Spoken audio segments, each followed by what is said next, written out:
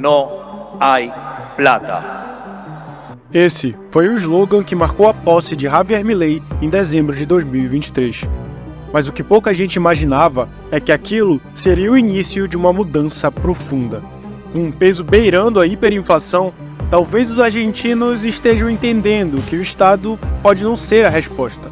Foi assim que eles apoiaram a proposta mais ousada de toda a história argentina: acabar com o peso, dizimar o Banco Central e dolarizar a economia. Mas será que isso realmente é uma boa ideia? Bem, a verdade é que o plano é mais bem pensado do que você pode imaginar. Ele foi elaborado por um conhecido professor de economia argentino e apoiado por vários professores renomados dos Estados Unidos. O problema é que a maioria dos economistas passaram décadas dizendo que dolarizar é uma péssima ideia. E a maioria dos economistas argentinos também parece ser contra o plano. Então, quem é que está certo? Quais são os problemas que a dolarização pretende resolver? Como ela pretende resolvê-los? E por que tantos economistas são contra esse plano? Bem, para descobrir, eu mergulhei nos principais argumentos dos dois lados e também em pesquisas sobre como a dolarização afetou outros países que abandonaram a sua própria moeda no passado. Por enquanto, vamos só dizer que a dolarização realmente esmagou a inflação em vários países, ao mesmo tempo em que criou novos e diferentes problemas. Mas antes de entrarmos nos argumentos a favor e contra, primeiro a gente precisa entender qual o verdadeiro problema da economia da Argentina. Eu sei que a economia da Argentina tem uma reputação muito ruim, mas na verdade, se a gente comparar a Argentina com outras economias latino-americanas, como o Brasil e Chile, seu crescimento econômico em termos de dólares por habitante não foi tão ruim assim. O que realmente é ruim é o fato de que o crescimento econômico da Argentina é extremamente volátil. Isso porque o país teve 2 recessões absurdas só nas últimas 2 décadas. Então, parece que o verdadeiro problema da Argentina é realmente a inflação. E como você pode ver aqui, a Argentina teve uma crise hiperinflacionária no final da década de 80. Depois, outra inflação altíssima em 2002 e agora novamente com a inflação passando os 200% no ano. Vendo por esse ângulo, fica fácil entender por que os argentinos finalmente chegaram no limite com os peronistas e também com os macristas, que não conseguiram mudar nada. Não foi à toa que eles elegeram um presidente com a proposta mais radical possível. Na prática, Javier Milei e sua gangue disseram que pretendem extinguir o peso argentino, o que vai acabar com o poder do Banco Central de imprimir a sua própria moeda. Milei pretende fazer a Argentina depender totalmente do dólar americano, da mesma forma que fizeram El Salvador, Equador e Zimbábue no passado. A questão que fica é: como a dolarização vai consertar os problemas econômicos da Argentina de baixo crescimento, alta volatilidade e inflação excessiva? Bem, de acordo com os economistas que criaram um plano, a dolarização provavelmente vai resolver todos esses problemas numa tacada só, ao tirar a capacidade do Banco Central de pagar as dívidas do governo imprimindo muito dinheiro. Mas será que isso é verdade? Para a gente testar, vamos dar uma olhada nos casos da Itália, Espanha e Grécia.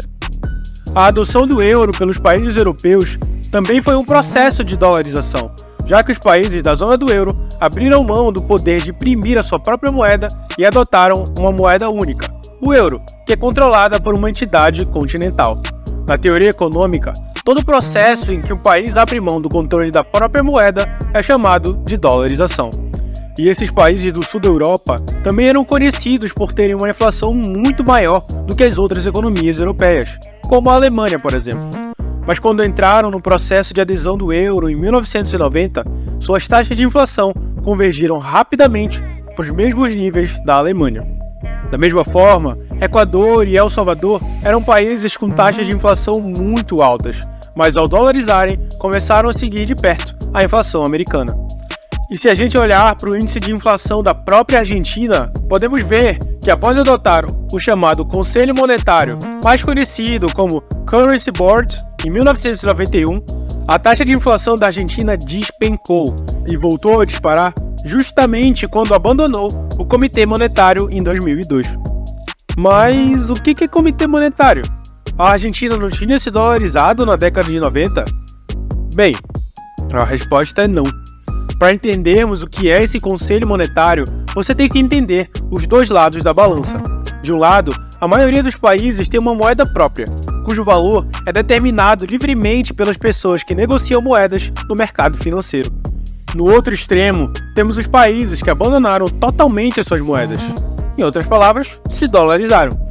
E entre esses dois extremos, ainda existem outras duas possibilidades. A primeira é quando o país promete vincular o valor da sua moeda ao valor da moeda de um outro país a uma taxa fixa. Foi assim que o euro foi implementado, com uma libra inglesa valendo 3 marcos alemães, por exemplo. O problema é que isso é muito difícil de manter. Por exemplo, se o Reino Unido vinculasse a sua moeda ao marco alemão e em seguida criasse mais moeda para estimular a economia, os investidores poderiam perceber essa mentira e apostar na queda do valor da moeda inglesa. Isso realmente aconteceu e foi o que impediu o Reino Unido de adotar o euro. Só que existe outro arranjo no qual isso é impossível.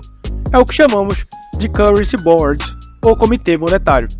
Nele, você se compromete a manter exatamente $1 para cada unidade de moeda que é criada. Foi o que a Argentina fez nos anos 90, e as pessoas confundem justamente por ser tão parecido com a dolarização. Mas a diferença é que se o país ficar sem dólares, pode rapidamente abandonar esse sistema e voltar a utilizar a sua moeda. E é extremamente difícil dolarizar um país.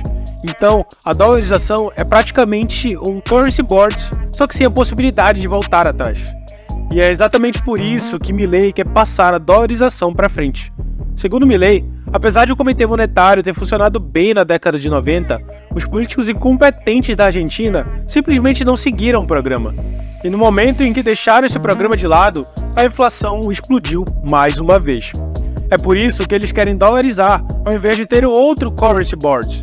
Um novo comitê monetário permitiria que o próximo governo saísse do programa e o terror da inflação voltasse mais uma vez. E como a experiência da Grécia, Zimbábue e Equador nos mostraram, dolarizar provavelmente vai eliminar a inflação. Mas a questão é, será que vai ajudar no crescimento econômico da Argentina e evitar novas recessões? Bem, de acordo com os defensores da dolarização, o crescimento pode ser impulsionado por dois fatores.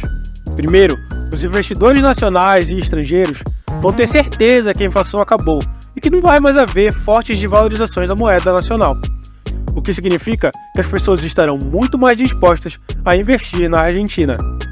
Em segundo lugar, já que o governo argentino tem várias políticas para proteção do peso, como os diferentes dólares que circulam por lá, isso impede maiores investimentos no país. Com a dolarização, essa trava finalmente vai acabar. Mas será que isso é o que realmente acontece nos países que se dolarizam? Primeiro, vamos observar os países europeus que abandonaram suas próprias moedas pelo euro em 2001. O que se vê é que os investimentos realmente inundaram esses países, o que é refletido nas suas taxas de juros, que ficaram praticamente iguais à taxa de juros alemã. Da mesma forma, o custo dos empréstimos para El Salvador e para o Equador caíram drasticamente depois que as suas economias foram dolarizadas. Então, eu acho que essa é uma evidência muito convincente de que, como os defensores da dolarização afirmam, dolarizar a economia a torna muito atraente para os investidores. Então, a questão final se torna: será que esse aumento de investimentos levará a mais crescimento econômico e a ciclos de booms e recessão menos extremos? Bem, um artigo publicado ano passado tentou resumir décadas de estudos econômicos sobre a dolarização. A conclusão deles é que, abre aspas, países dolarizados, em média, exibem um crescimento mais lento e mais volátil, além de uma inflação mais baixa do que os países não dolarizados. Já países totalmente dolarizados exibem um crescimento mais lento do que as economias não dolarizadas e parcialmente dolarizadas. Fecha aspas. Apesar de esse ser um estudo com forte viés de seleção, já que não faz sentido comparar países dolarizados com aqueles não dolarizados, justamente porque os países que não se dolarizam não passaram por um processo hiperinflacionário, bora tentar entender aqui a conclusão deles. Por que será que países dolarizados crescem de forma mais lenta e volátil? Para a gente entender, é necessário compreender por que os economistas são contra a dolarização. Apesar da dolarização na Argentina ser apoiada por alguns economistas muito sérios, é justo dizer que a maioria dos economistas são contra não só a dolarização na Argentina, como também contra a dolarização no geral. E toda a tese desses caras se baseia em 4 pontos principais. Primeiro, no geral, economistas acreditam que cada país deve ter a sua própria moeda, e que o valor dessa moeda deve ser determinado pelo mercado, o que é basicamente o oposto da dolarização. E eles defendem isso porque acreditam que a taxa de câmbio atua como um amortecedor contra crises externas. Por exemplo, imagine que os Estados Unidos aumentem as taxas de juros porque a inflação está subindo por lá. A consequência é que os investidores começarão a colocar seus dólares na renda fixa americana, onde podem ganhar dólares livres de risco. Se o peso argentino tem um valor determinado pelo mercado, isso causaria a queda do valor do peso e também aumentaria a inflação, mas não afetaria diretamente a atividade econômica, já que os pesos continuariam circulando na Argentina.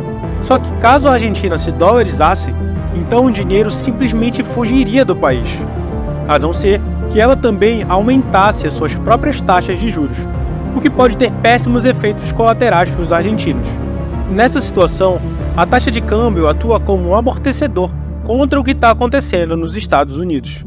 Esse efeito pode explicar por que, em média, as economias dolarizadas são mais voláteis, já que agora não podem manipular as suas taxas de juros para estimular ou desacelerar as suas próprias economias. Em vez disso, elas apenas seguem qualquer coisa que os americanos façam.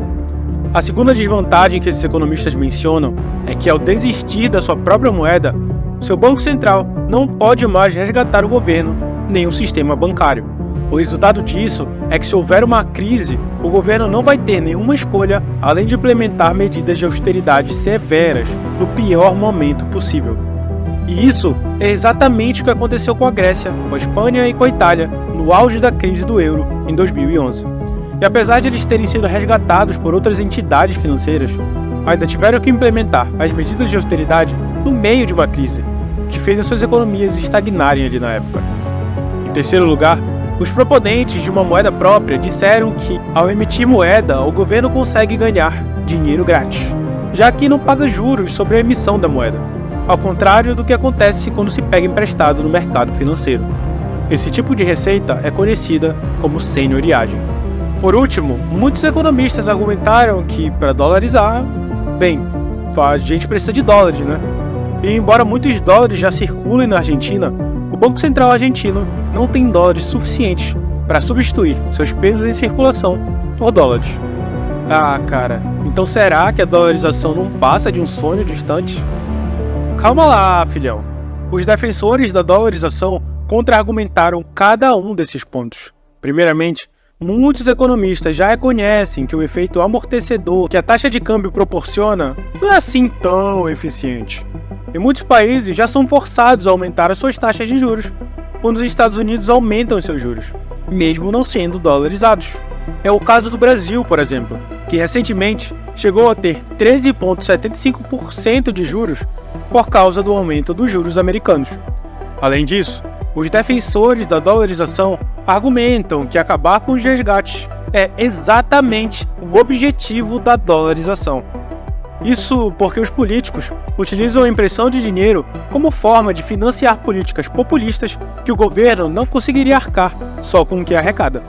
E como os políticos não terão mais essa muleta, não vão mais poder pegar empréstimos de maneira irresponsável. Em relação à perda de senhoriagem, alguns economistas sugeriram que a Argentina poderia negociar com os Estados Unidos para ter parte desse dinheiro. E o professor Emilio Campo afirmou que, como a economia da Argentina já é dolarizada em grande parte, a receita de senhoriagem não é tão importante assim para o país. E por último, o economista Steve Hanke argumentou que, embora o Banco Central argentino não tenha dólares suficientes agora, sabendo que a inflação está resolvida e as restrições de capital acabaram, muitos dólares que agora estão debaixo de colchão por toda a Argentina provavelmente vão aparecer. Isso é exatamente o que aconteceu no Equador e em outros países que Hanke aconselhou a dolarizar as suas economias.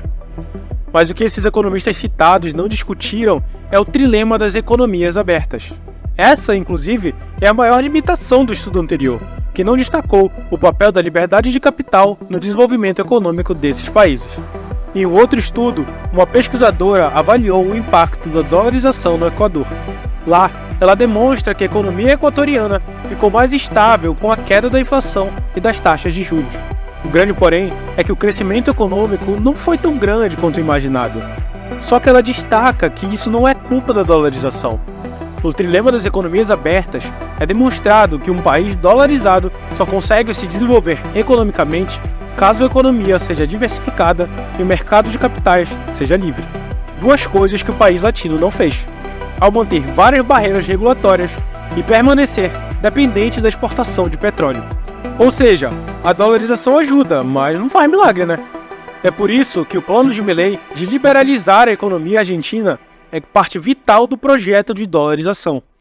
A transformação da Argentina numa grande potência vai depender do sucesso de cada um desses projetos. E a pesquisadora ainda conclui seu estudo enfatizando que a dolarização tem grande apoio da população equatoriana, já que eles sentem que finalmente se livraram da época em que perdiam a poupança e a renda constantemente, justamente por causa da desvalorização da moeda nacional. E isso também é algo que o estudo anterior e os economistas contrários à proposta deixaram de abordar.